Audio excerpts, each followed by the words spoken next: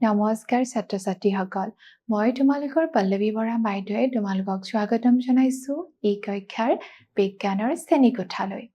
আজি আমি পঢ়িম ক্লাছ 6ৰ আমাৰ বিজ্ঞান পাঠ্যপুথিৰ 13 নম্বৰ অধ্যায়ৰ মহাকাশৰ বিচিত্ৰ কথা ইতিমধ্যে আমি মহাকাশৰ বহুতো কথা গম পাই আহিছো মহাকাশত আমি কিছুমান তৰা দেখো আৰু সেই তৰাবোৰ লগাই আমি তাৰকাপুঞ্জ গঠন কৰো কেইটামান তাৰকাপুঞ্জ আমি খালি চকুৰেও দেখা পাওঁ আৰু আমি সেই তাৰকাপুঞ্জৰ মাজত এটা তৰা দেখো যাৰ অৱস্থান কেতিয়াও সলনি নহয় ইতিমধ্যে আমি কেইবাটাও তাৰকাপুঞ্জৰ বিষয়ে অধ্যয়ন কৰিলো সপ্তৰ্ষি মণ্ডল লঘু সপ্তৰ্ষি মণ্ডল আজি আমি পঢ়িম কালপুৰুষৰ ওপৰত এয়া চোৱা এই কালপুৰুষৰ তাৰকাপুঞ্জৰ ছবিখন চোৱাচোন এই ছবিখন দেখিবলৈ এজন চিকাৰীৰ লগত তুলনা কৰা হৈছে আৰু এই চিকাৰীজনক কি কয় জানানে ইয়াত চোৱা আৰিয়ান চিকাৰীৰ সৈতে মিল খায় আৰু এই চিত্ৰটো আৰিয়ান চিকাৰীৰ সৈতে মিল খায় বুলি কৈছে ইয়াত 7টা উজ্জ্বল তৰা আৰু কেইবাটাও ক্ষীণ তৰা থাকে ইয়াত কি জানানে 7টা তোমালোকে উজ্জ্বল তৰা দেখা পাবা 7টা উজ্জ্বল তৰা দেখা পাবা আৰু কেইটামান ক্ষীণ তৰাও দেখা পাবা তিনিটা মধ্যম তৰাৰে আৰিয়ানছৰ বেল্ট গঠন কৰে আৰু তিনিটা মধ্যম তৰাৰে কি কৰে জানানে এই চিকাৰীজনৰ বেল্টটো গঠন কৰা দেখা যায় বুজিছা ইয়াৰ পাছত চোৱা 4টা উজ্জ্বল তৰা কান্ধ আৰু ভৰি চিহ্নিত কৰে আৰু 4টা উজ্জ্বল তৰাই চোৱা তোমালোকে এই বেল্টডাল যেহেতু তিনটা মধ্যম তৰা লগ হৈ আৰিয়ান চিকাৰী বেল্টটো গঠন কৰিছে এই বেল্টৰ ডালৰ ওপৰত দুটা উজ্জ্বল তৰা ওপৰৰ ফালে দেখিবা আৰু দুটা উজ্জ্বল তৰা তোমালোকে তল ফালে দেখিবা এই ওপৰ দুটাই ইয়াৰ কান্ধখন আৰু এই তলৰ তৰা দুটাই কি জানানে ইয়াৰ ভৰি দুটা চিহ্নিত কৰে বুলি কোৱা হৈছে বুজিছা আৰু চোৱা শীতকালত সন্ধিয়া উত্তৰ আকাশত দেখা যায় সাধাৰণতে কালপুৰুষ যেটো তাৰকাপুঞ্জ তাক আমি শীতকালৰ সন্ধিয়া উত্তৰ আকাশত আমি দেখিবলৈ পাওঁ ভাৰতীয় জ্যোতিৰ্বিজ্ঞানত কালপুৰুষ নামেৰে পৰিচিত আৰু এই তাৰকাপুঞ্জ কি কয় জানানে আমাৰ ভাৰতৰ ভাষাত কালপুৰুষ বুলি জনা যায় বুজিছা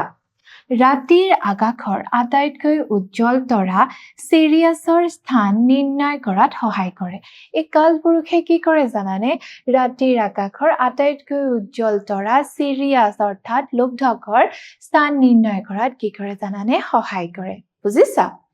তাৰ পাছত চোৱা কাশ্যপী এই কাশ্যপী তাৰকাপুঞ্জ তোমালোকে নিশ্চয় দেখিছা আৰু ইয়াত কি জানানে কেইটা তৰা আছে 1 2 3 4 5টা তৰা লগাই হয়নে ইয়াত চোৱা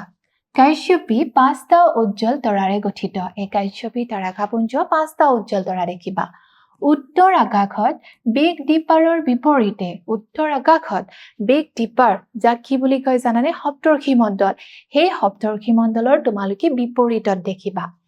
শীতকালৰ আৰম্ভণিৰ নিশা দেখা যায় আৰু কেতিয়া দেখিবা জানানে শীতকালৰ ঠাণ্ডা দিনৰ আৰম্ভণিৰ নিশাতে তোমালোকে দেখিবা তৰাবোৰে W বা M আকৃতি গঠন কৰে তোমালোকে ভালদৰে চিত্ৰটো চোৱাচোন এই তৰাবোৰ লগাই দেখিছানে W বা M আকৃতি গঠন কৰিছে হয়নে তোমালোকে ঠাণ্ডা দিনৰ ৰাতি তোমালোকে আকাশত যদি এনেকে দেখা যে এই তৰাগিটা লগাই যদি W ফৰ্ম কৰিব পাৰিছা তাৰ মানে তোমালোকে কি তাৰকাপুঞ্জ দেখিছা কাশ্যপী তাৰকাপুঞ্জ দেখিছা বুজিছা ভাৰতীয় জ্যোতিৰ্বিজ্ঞানত শৰ্মিষ্ঠা নামেৰেও পৰিচিত আৰু ভাৰতীয় জ্যোতিৰ্বিজ্ঞানত ইয়াক শৰ্মিষ্ঠা নামেৰেও জনাজাত বুজিছা আৰু চোৱা ৰাতিৰ আকাশ পৰ্যবেক্ষণ তোমালোকে ৰাতিৰ আকাশ নিশ্চয় পৰ্যবেক্ষণ কৰিছা হয়নে দিনৰ আকাশত যেনেকৈ সূৰ্য দেখা ৰাতিৰ আকাশত তোমালোকে তিৰবিৰাই থকা তৰা দেখিবা আৰু এনেকুৱা আকাশ তোমালোকে কেতিয়া দেখিবা জানানে যদিহে তোমাৰ চহৰখন প্ৰদূষণ মুক্ত হয় অৰ্থাৎ তুমি যদি গাঁও অঞ্চলত থাকা তেতিয়া তোমালোকে এনেকুৱা নিচিনা আকাশখন দেখিবলৈ পাবা আৰু কেতিয়া দেখিবা জানানে যেতিয়া ফৰকাল হৈ থাকিব ডাৱৰীয়া হৈ থাকিলে তোমালোকে তৰা নেদেখিবা হয়নে আৰু চোৱা ন্যূনতম পোহৰ প্ৰদূষণ থকা স্বচ্ছ ডাৱৰবিহীন ৰাতিত তৰাবোৰ ভালকৈ দেখা যাব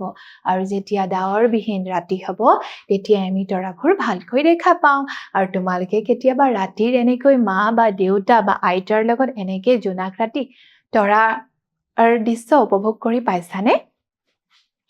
এয়া চোৱা শ্ৰেষ্ঠ ৰাতিৰ আকাশৰ দৃশ্য এনেকুৱা ৰাতিৰ আকাশৰ দৃশ্য তোমালোকে ক'ত দেখিবা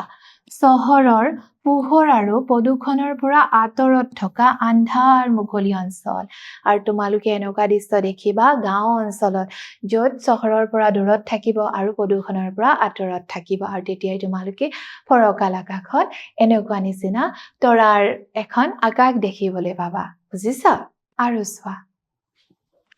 সকলো ঠাইৰ পৰা বা সকলো সময়তে সকলো তৰা আৰু তাৰকাপুঞ্জ দেখা নাযায় আৰু কি জানানে সকলো ঠাইৰ পৰা আৰু সকলো সময়তে সকলো তৰা আৰু তাৰকাপুঞ্জ দেখা পোৱা নাযায় বুজিছানে দক্ষিণ গোলাৰ্ধৰ পৰা ধ্ৰুৱতৰা দেখা নাযায় দক্ষিণ গোলাৰ্ধৰ পৰা আমি কেতিয়াও ধ্ৰুৱতৰাটো দেখা নাপাওঁ আমি ক'ৰ পৰা দেখিম জানানে দক্ষিণ গোলাৰ্ধৰ পৰা আমি কেতিয়াও ধ্ৰুৱতৰাটো দেখা নাপাওঁ আমি সদায় ধ্ৰুৱতৰাটো কোন দিশত দেখিম উত্তৰ দিশতে সদায় দেখিম বুজিছা আৰু চোৱা তৰা বা নক্ষত্ৰমণ্ডল চিনি পাবলৈ হলে আকাশত ইহঁতৰ ৰূপ আৰু অৱস্থান জনাটো প্ৰয়োজন এতিয়া চোৱা তৰা বা নক্ষত্ৰমণ্ডল চিনি পাবলৈ হলে আকাশত ইহঁতৰ ৰূপবোৰ তুমি জানিব লাগিব তুমি দেখিলা সপ্তৰ্ষী মণ্ডলে হেতাখনৰ আকৃতি গঠন কৰে হয়নে আৰু ইয়ে তোমাক ধ্ৰুৱতৰাটোৰ স্থান নিৰ্ণয় কৰাত সহায় কৰে হয়নে তেনেকে আমি কাশ্যপী নক্ষত্ৰপুঞ্জ বা তাৰকাপুঞ্জ তোমালোকে ডব্লিউ আকৃতি দেখা পাবা হয়নে তেনেকে তোমালোকে কালপুৰুষত আৰিয়ান চিকাৰী দেখিবলৈ পাবা হয়নে এনেকুৱাবোৰ কথা তোমালোকে জানিব লাগিব আৰু তেতিয়াহে তোমালোকে কোনটো তাৰকাপুঞ্জ কি হয় তেতিয়াহে চিনি পাবা বুজিছা স্কাই মেপিং এপ সমূহে তোমাৰ স্থানৰ পৰা কেতিয়া আৰু ক'ত তৰা বা নক্ষত্ৰমণ্ডল দৃশ্যমান হ'ব সেইটো নিৰ্ধাৰণ কৰাত সহায় কৰে এতিয়া জানানে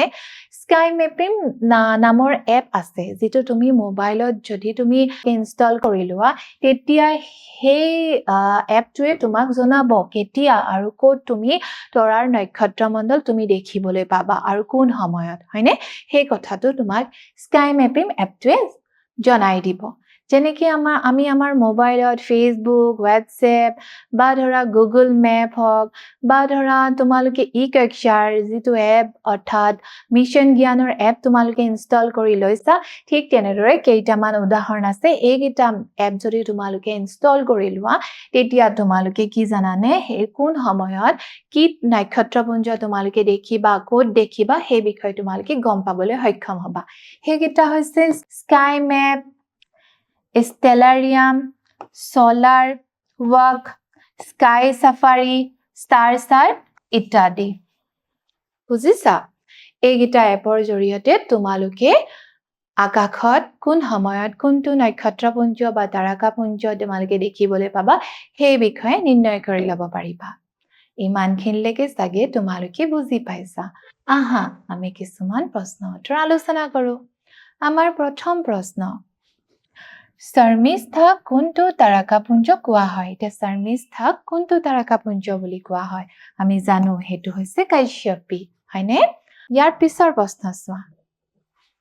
কাশ্যপী তাৰকাপুঞ্জত কেইটা উজ্জ্বল তৰাৰে গঠিত আমি দেখিলো কাশ্যপী তাৰকাপুঞ্জ কেনেকুৱা ধৰণৰ আকৃতি ফৰ্ম কৰি ডব্লিউ বা এম আৰু তাত কেইটা তৰা থাকিব 5টা তৰা থাকিব আৰু যদি 7টা থাকে আৰু ই যদি এটা কুৱেশ্যন মাৰ্ক বা ধৰা এখন হেটাৰ আকৃতি হয় তেতিয়া হ'ব সপ্তৰ্ষী মণ্ডল বুজিছা ইমানখিনিলৈকে চাগে তোমালোকে বুজি পাইছা ভালদৰে পঢ়া শুনা কৰি থাকিবা নমস্কাৰ ধন্যবাদ